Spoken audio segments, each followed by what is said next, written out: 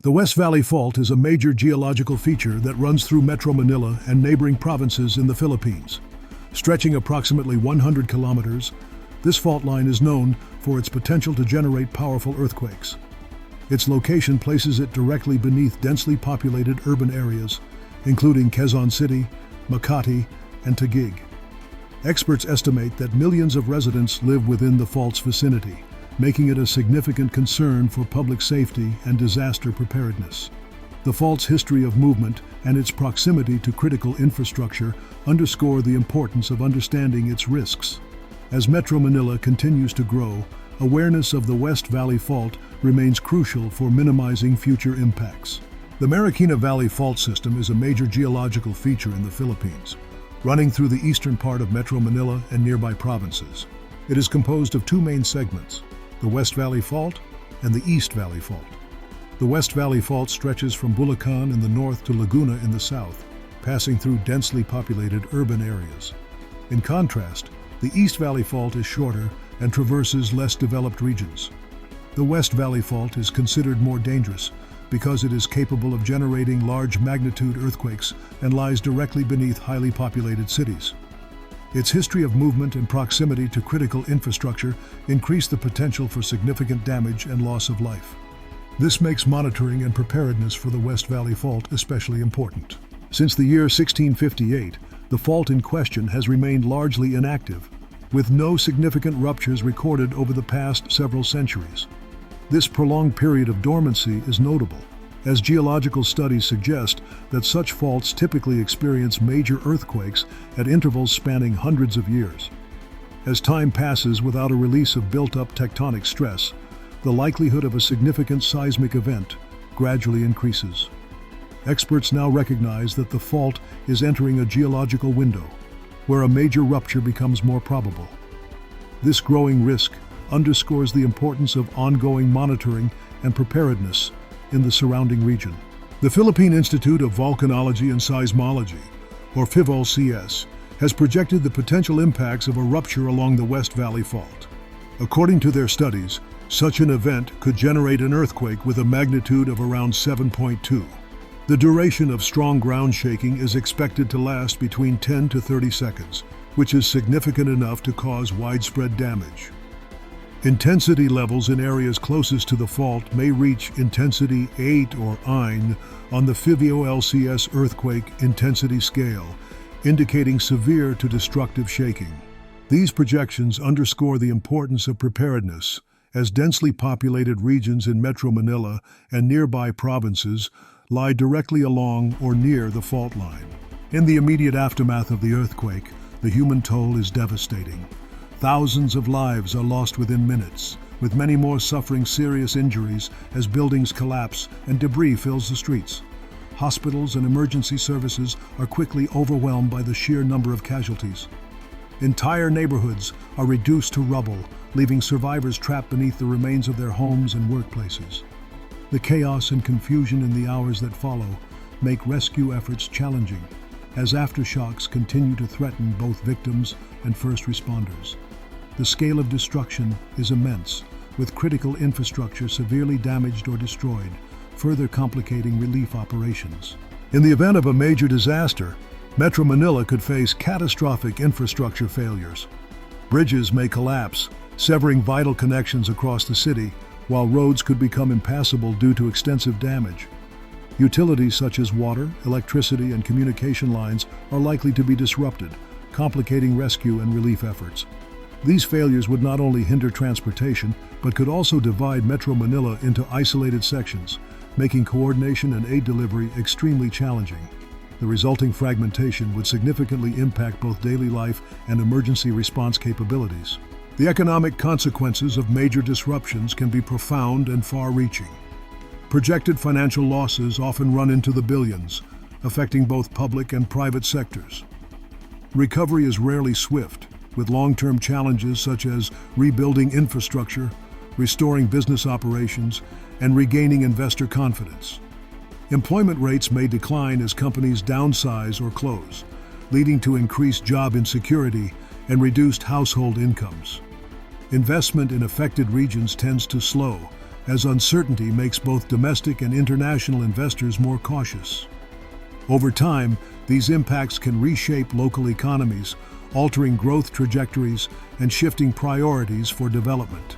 Several areas within Metro Manila are considered highly at risk due to their unique geographic and urban characteristics. Quezon City, with its dense population and proximity to fault lines, faces significant threats from earthquakes. Marikina is particularly vulnerable to flooding as it lies along the Marikina River and is prone to heavy rainfall during typhoon season. Pasig, intersected by major waterways, also experiences frequent flooding and infrastructure strain. Makati, the financial hub, must contend with both seismic risks and the challenges of maintaining critical services during disasters. Taguig, home to rapidly growing business districts, is exposed to both flooding and earthquake hazards. Muntinlupa, situated near Laguna de Bay, faces the dual threats of lake overflow and ground instability. Each of these cities requires tailored disaster preparedness strategies to address their specific vulnerabilities.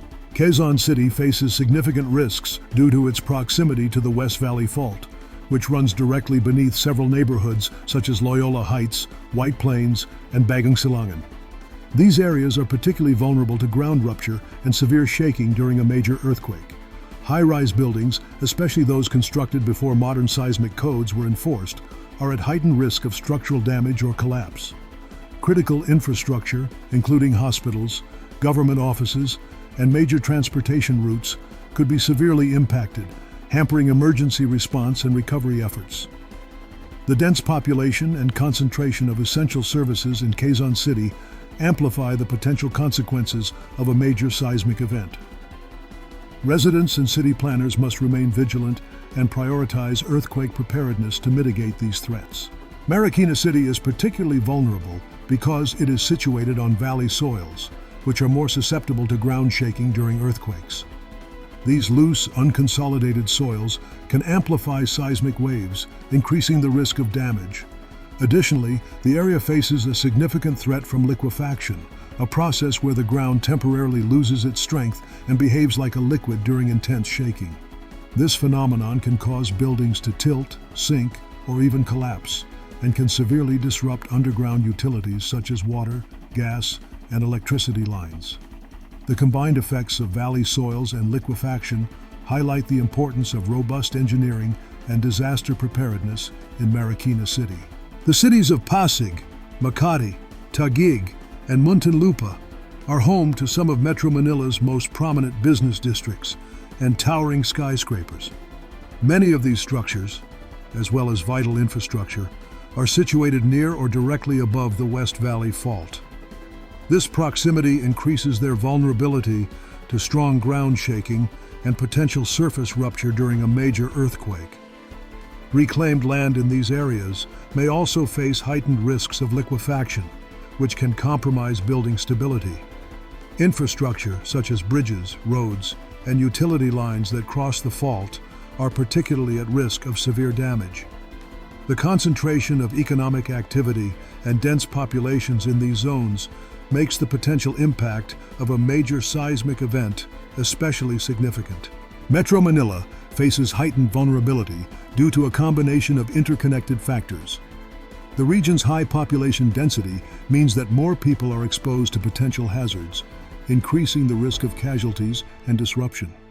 Many buildings in the area are older or constructed with varying standards of quality, making them less resilient to disasters. Informal settlements, often built without proper planning or adherence to safety codes, are particularly at risk. Additionally, the diverse soil conditions across Metro Manila can amplify the impact of earthquakes or flooding. The city's infrastructure systems, such as water, power, and transportation, are closely linked, so a failure in one can quickly cascade into others, compounding the effects of any disaster. Within the first 60 seconds of an earthquake, the ground shakes violently, causing buildings to sway, objects to fall, and people to seek immediate shelter. In the next 5 minutes, emergency alarms sound, power may fail, and first responders begin to assess the situation. By the 30-minute mark, rescue efforts are underway, with emergency teams searching for survivors and treating the injured. Roads may be blocked by debris, making access difficult. Over the next 24 hours, aftershocks continue to threaten the area, while rescue operations intensify. Shelters are set up for displaced residents, and communication networks work to reconnect families. The full extent of the damage becomes clearer as the community begins to respond and recover. In the first week following the disaster, communities face a cascade of urgent crises. Disease outbreaks become a major threat as sanitation systems fail and clean water becomes scarce. Food supplies dwindle rapidly, leaving many without adequate nutrition. The breakdown of social order can lead to increased tension and insecurity, making daily life even more precarious. Aid organizations struggle to reach those in need, hampered by damaged infrastructure and overwhelmed resources. These combined challenges create a critical period where swift and coordinated action is essential to prevent further loss and suffering. Personal preparedness is essential for minimizing risks during an earthquake. Start by checking local fault maps to understand the seismic hazards in your area. Secure heavy furniture, appliances, and shelves to prevent them from toppling during strong shaking. Assemble an emergency kit with essentials such as water, non-perishable food, flashlights, batteries, and first aid supplies. It's also important to include copies of vital documents and any necessary medications. Regularly practice earthquake safety protocols like drop, cover, and hold on with all household members. Taking these steps can significantly increase your safety and resilience in the event of an earthquake. Preparing for earthquakes involves more than just individual readiness. It requires coordinated efforts within families and communities. Regular earthquake drills help everyone know how to react quickly and safely when the ground starts shaking. Establishing clear communication plans ensures that family members can reconnect and share information if they become separated during an emergency. First aid training equips people with the skills needed to assist others who may be injured. Building local resilience means fostering strong networks and resources that support recovery and adaptation after a disaster. By working together, communities can minimize risks and respond more effectively when earthquakes occur. Scientists agree that a future rupture along the fault is inevitable, though pinpointing exactly when it will occur remains impossible. Earthquakes follow complex natural processes, making their timing highly unpredictable. To address this uncertainty, the Philippine Institute of Volcanology and Seismology, or PHIVOLCS, plays a crucial role in monitoring seismic activity. Through advanced equipment and continuous research, PHIVOLCS provides early warnings and vital information to the public.